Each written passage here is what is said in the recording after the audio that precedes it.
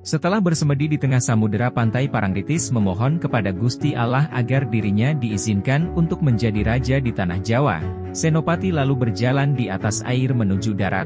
Jalannya bagaikan berjalan di atas tanah saja, hebatnya selama bersemedi di tengah samudera badannya tidak basah walau diterjang ombak berkali-kali.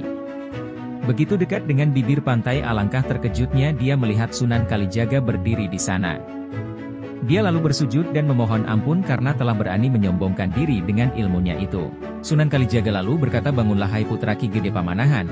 Janganlah menuruti kelemahan hati yang menyuarakan keserakahan, enyahkanlah bisikan setan itu, bangkitlah hai murid Jaka Tingkir." Senopati lalu bangkit. Sunan Kalijaga kemudian bertanya padanya, "Apakah benar kau sangat ingin menjadi raja yang menguasai tanah Jawa ini?"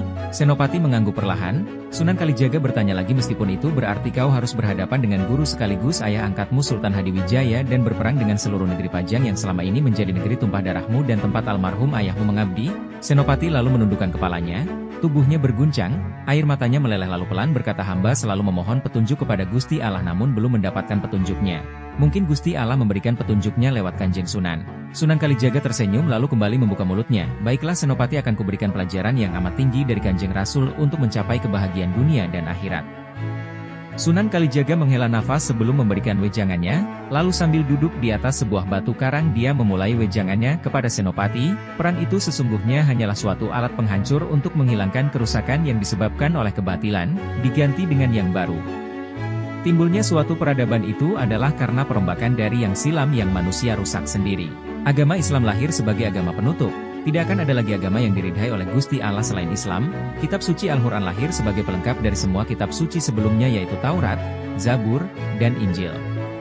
Memang sudah menjadi takdir Hyang Maha Kuasa kalau semua pemeluk kitab sebelum Al-Quran itu akan selalu memusuhi para pemeluk agama Islam jika mereka menolak untuk masuk Islam, dan di antara para pemeluk Islam pun akan selalu muncul perbedaan.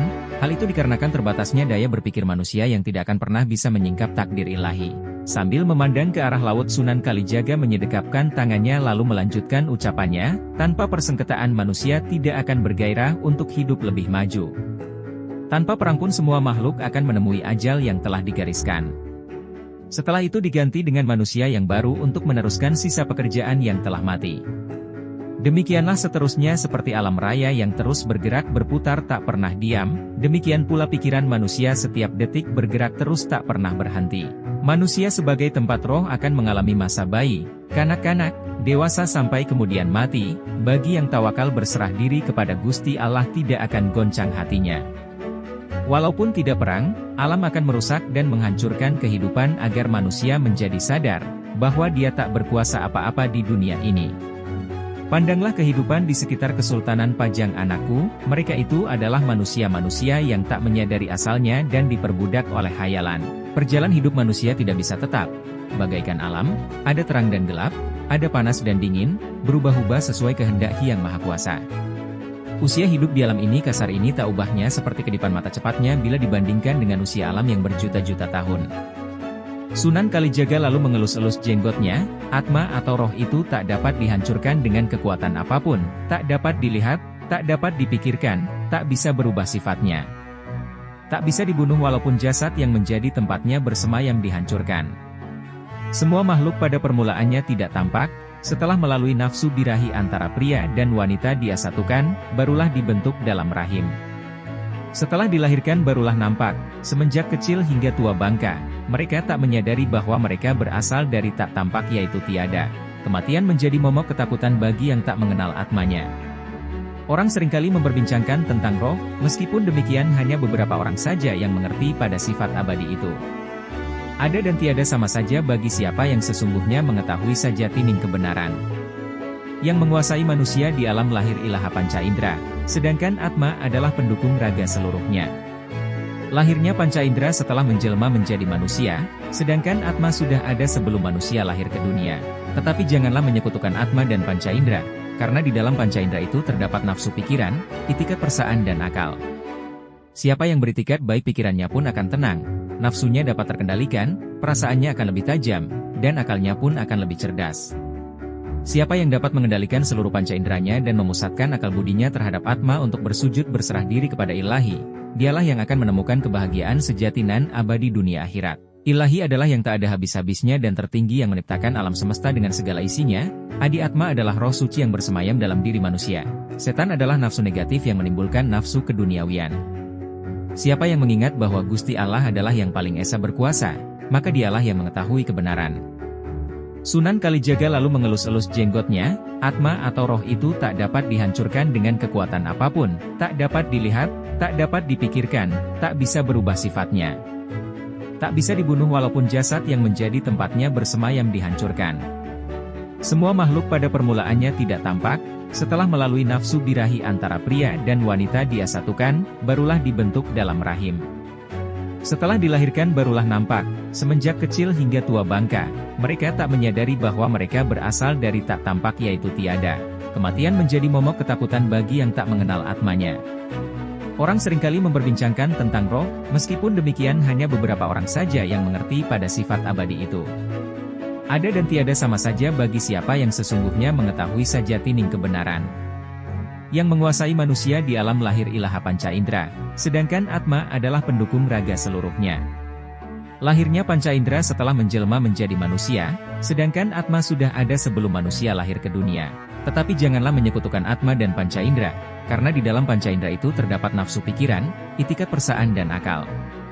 Siapa yang beritikat baik pikirannya pun akan tenang, nafsunya dapat terkendalikan, perasaannya akan lebih tajam, dan akalnya pun akan lebih cerdas.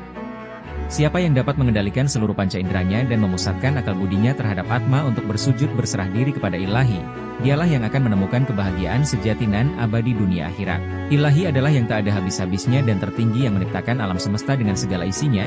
Adi Atma adalah roh suci yang bersemayam dalam diri manusia. Setan adalah nafsu negatif yang menimbulkan nafsu keduniawian. Siapa yang mengingat bahwa Gusti Allah adalah yang paling esa berkuasa, maka dialah yang mengetahui kebenaran. Deru ombak menggetarkan tempat itu, semakin lama semakin pasang, namun Sunan Kalijaga meneruskan wejangannya. Orang yang sempit pikirannya menganggap ilahi itu hanya bersifat tidak kelihatan dan beranggapan ilahi itu omong kosong belaka yang tidak masuk akal.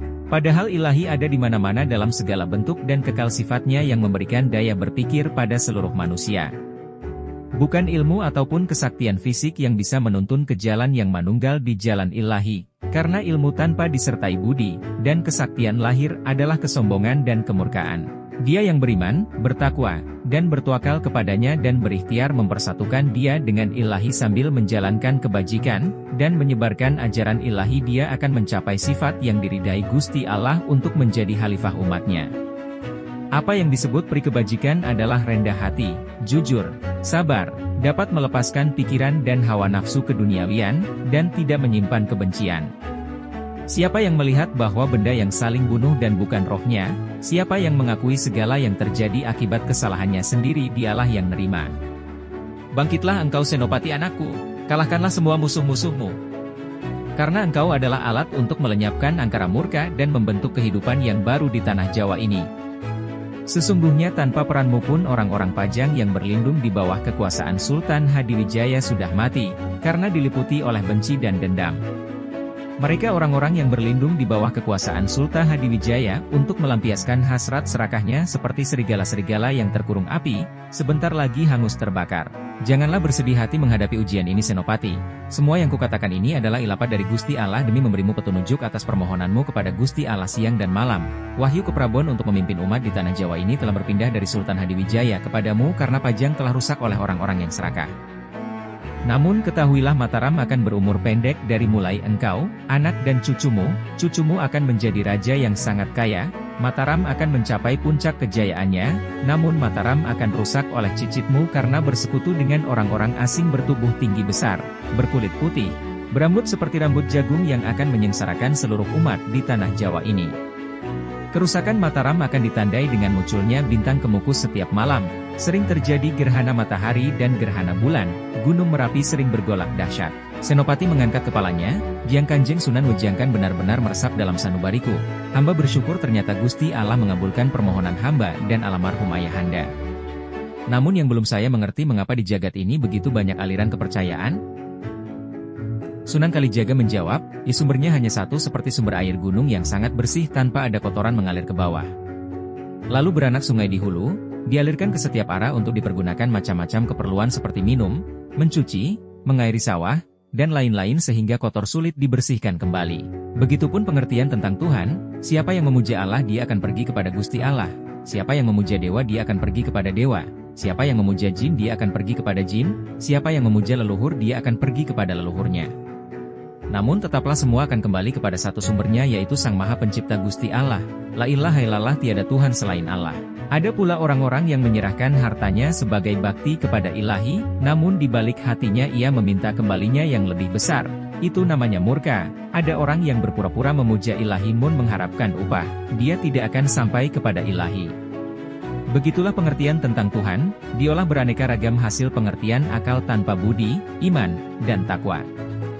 Tidak demikian dengan orang yang beriman dan bertakwa, dia akan terus menuju mencari sumbernya. Dia tidak akan terpengaruh oleh kesibukan dan nikmat duniawi yang tercipta dari setan pembawa hawa nafsu yang merusak. Dia akan senantiasa tenang, karena ia sadar bahwa semua pergolakan disebabkan oleh setan. Bagaikan orang yang berjalan di lorong gelap gulita yang menemukan pelita, demikianlah orang yang berserah diri kepada Gusti Allah. Senopati lalu bangun, Sunan Kalijaga lalu mengajaknya pulang ke kota gede. Mari, anakku, aku ingin melihat rumahmu dan kota yang telah engkau bangun. Senopati menjawab, mari Kanjeng Sunan. Setelah sampai, Sunan Kalijaga memerintahkan Senopati untuk memagari rumahnya dan membangun tembok dari batu bata di sekitar kota gede dengan memberi petunjuk lewat air. Doanya, Senopati anakku, bila kelak engkau hendak membangun tembok benteng kota gede, ikutilah tempat di mana aku mengikuti air tadi. Nah, selamat tinggal anakku, aku hendak pulang ke Kadilangu. Senopati lalu membangun tembok kota mengikuti saran yang Sunan Kalijaga sampaikan. Wejangan itu pun diresapinya hingga kelak tiba saatnya ia menjadi raja sekaligus penyebar agama Islam di tanah Jawa ini.